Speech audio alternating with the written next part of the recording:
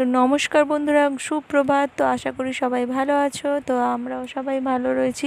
কিন্তু দেখো, আজকে থাম্বনেলে অনেকটাই জেনে গেছো যে আজকে শুভেচ্ছার হবে হেয়ার কাট। ইয়েস, শুভেচ্ছার চুলটা না একটু বড় হয়ে গেছে। আর যদিও ওরও আমি প্রায় সময় কেটে দিই, কিন্তু এই সময় না এত গরম পড়েছে যে ভাবছি একটু অনেকটা ছোট করে কেটে দেবো। তো কোনো কাজ করার আগে আগে থেকেই প্রিপারেশন নিয়ে রাখতে হয়, কেননা বাচ্চাদের চুল কাটা নিয়ে আমাদের মায়েদের নানা রকম কুসংস্কার রয়েছে। এইবারে কাটতে নেই, মঙ্গলবার কাটতে নেই, বৃহস্পতিবার কাটতে নেই। যাই হোক, কুসংস্কার হোক আর যাই হোক, নিজেদেরকে এগুলো মনে শান্তির জন্য মেনে নিতে। আর দেখো, আমি স্নান টান সেরে রেডি হয়ে গেছি, সিঁদুর টিঁদুর পরে তারপরে চলে গেছি ফুল তুলতে।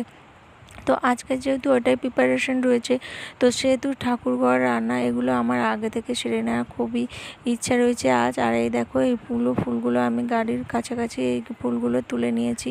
তো কিছু ফুল তোলা ছিল আর কিছু ফুল তুলে নিলাম। তো চরবার দল এবার ঠাকুরঘরটাকে পরিষ্কার করে নিই, তারপর ঠাকুরঘরটা সেরে নেব। তো ফাইনালি আমার ঠাকুরঘর সারা হয়ে গেছে। তো দেখো, এইবারে আমার পুরো গোপাল ঠাকুরকে দেখো পুরো রেডি করে দিয়েছি, আর ফুলগুলোকেও সাজিয়ে দিয়েছি। এরকম একটা সুন্দর করে ঠাকুরঘর সাজাতে দারুণ লাগে, তাই না? তো এই দেখো, এইগুলো না লিচুগুলো দেওয়া হচ্ছে, দিয়ারা দিয়ে গেছে শুভেচ্ছাকে খাওয়ার জন্য। তো তারপরে দেখো, আমার কিন্তু সকালবেলা একটু মুখ ধুয়ে নিয়ে তারপরে কাজকর্ম ঠাকুরঘর সেরে নিই।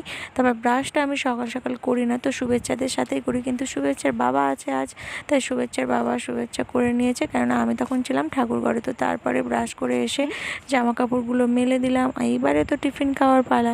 আর আমার শুধু মাথার মধ্যে হচ্ছে যে বাচ্চার শুভেচ্ছাকে চুলটা কাটাতে হবে, তো তার আগে আমার এইগুলোকে ফাইনালি সব করে নিতে হবে।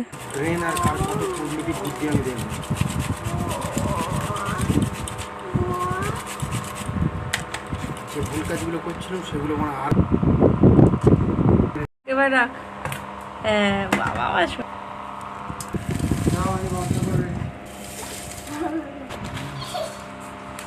এই বইটা সাদা তেল সন্ধ্যাবেলা খেতে পারবো, বুঝতে পারলে?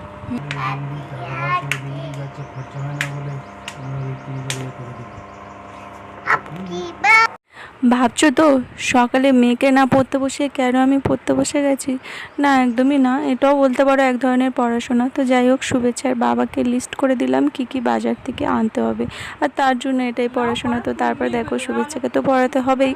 তো তারপরে দেখো, আমরা খাওয়া দাওয়া সেরে নিয়ে এবার শুভেচ্ছাকেও পড়তে বসিয়ে দিয়েছি। তো শুভেচ্ছা সকালে একটু বায়না নেয়, পড়বো না, খেলতে যাব, বাট ওকে একটু ভালানোর পরে ওর দিব্যি পড়তে বসে যায়। তো তারপরে আমি রান্না করতে চলে এসেছি। আর দেখো, এখানে না ও বেশ কয়েক রকমের মাছ এনেছে। তো এনেছে, এর মধ্যে ফলি মাছ ছিল, বাটা মাছ ছিল, আর ছিল ওটাকে কী বলে, তেলাপিয়া। তো যাই হোক, রান্না করতে করতে আজকের উনানেই বসাইনি, তারপর গ্যাসে বসিয়েছি তা একটু হাওয়া খাওয়ার জন্য। তো যাতে একটু তাড়াতাড়ি রান্না হয়ে যায়, তাই তেমন কিছু রান্না করিনি, কেননা শুভেচ্ছাকে চুল কাটবো। আর দেখতেই পাচ্ছ আমি চুল কাটতে বসিয়ে গেছি। তো শুভেচ্ছাকে ফার্স্ট আমি সেকশন করে ভাগ করে নিয়েছি, সামনের সেকশন আর পিছন সেকশনটাকে আলাদা করে নেওয়ার পরে পিছনেই কতটা কাটতে হবে সেইভাবে আমি গোল করে নিচ্ছি। আর তার আগে না একটু জল ছড়া দিয়ে নিয়েছি, এই কারণেই যাতে স্লিপ না খায়। মানে অ্যাকচুয়ালি কী বলে, তো আগে আমি শুকনো কাটতাম, দেখতাম যে জল দেওয়ার কী আছে, তো তারপরেই দেখছি না জলটা দিলে না অনেকটা ভালো কাঁচিটা যায় আর কি।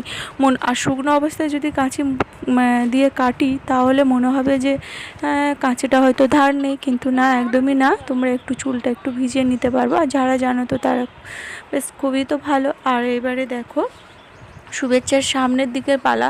তো তার আগে আমি না কানগুলোকে, যেহেতু গরমের সময় চুলটা কাটছি, তাই কানগুলোকে একটু তুলে দেবো, কেননা ওর ওই মানে ওই জায়গাটাই ওর সমস্যা হয়। আর সামনের চুলটাও ছোট করে দেবো। তো শুভেচ্ছার বাবা বলছিল খুব ছোট করে দাও। তো সত্যি আমার এতটা ছোট করার ইচ্ছা ছিল না, না খুবই শখ মেয়ে হওয়ার, এটাই আবার শখ যে ছোট ছোট চুল বেঁধে দেবো। অথচ দেখো, চুলগুলো আমার কাটতে হচ্ছে, একদমই ভালো লাগছে না, আমি অনেক বড় বড় করে। আর ওর সেলুনে এই কারণে নিয়ে যাই না, মানে কেমন একটাভাবে কেটে দেয়, তো আমার ঠিক ভালো লাগে না। আর আমি একটু চাইছি মেয়েদের লুক, তো যেটা কিনা পার্লারে, আর পার্লারে তো জানোই অনেকটা ব্যয়সাধ্য। হয়ে ওঠে, মানে এতটাই টাকা নিচ্ছে। তো তার থেকে আমার যেহেতু শেখায় রয়েছে বা খুব ভালো হয়তো পারি না, কিন্তু মেয়েকে দিয়ে চুল কাটতে কাটতে দেখছি আমার অনেকটা এক্সপিরিয়েন্স আসছে। কিছু ভুলভ্রান্তি হচ্ছে, এবারেও যেমন কিছু হয়েছিল, একটা জায়গায় একটু চুলটা বেশি কাটা পড়ে গেছিলো। পরে ওই পাশে, এই পাশের চুলটা তো এই যে পিছন থেকে হালকা হালকা করে, মানে ওরা একটা মাপ নিয়ে কাটতে হয়, যে পিছনে যে চুলটা নিয়েছি সেইটা কিছুটা, আর তারপরে সামন থেকে নেওয়ার পরে সেই লেয়ার ধরেই কাটবো, মানে পিছনে চুলটা হাফ একটুখানি রেখে দেবো, দিয়ে সামনের চুল ধরবো, ধরার পরে দেখো সমান হবে তখন পড়বে। তো আমার কিছু একটা একটা জায়গায় আমি একটু ফল্ট হয়ে গেছে, তো তোমাদেরকে বলে দিচ্ছি, একদম বেশি করে নেবে না, চুলটা অল্প অল্প নেবে। পিছন সেকশন থেকে যদি অল্প করে নাও তাহলে কাটার পরে সেই তার থেকে অর্ধেকের কম নিয়ে সামনেও একটুখানি নিয়ে কাটার পরে, ঠিক এই জায়গাটা দেখো আমার এই জায়গাটা একটু সমস্যা হয়ে গেছিলো, অনেকটা নিয়ে ফেলেছিলাম। তাই তোমাদেরকেও বলবো বেশি যেন নিয়ে ফেলো না। তো আমি এইভাবে বারে বারে কাটার পরে আমার একটা এক্সপিরিয়েন্স আসছে, আর তোমরাও সাহস করে নিজের বাচ্চার চুলটাকে অল্প করে কাটা স্টার্ট করতে পারো।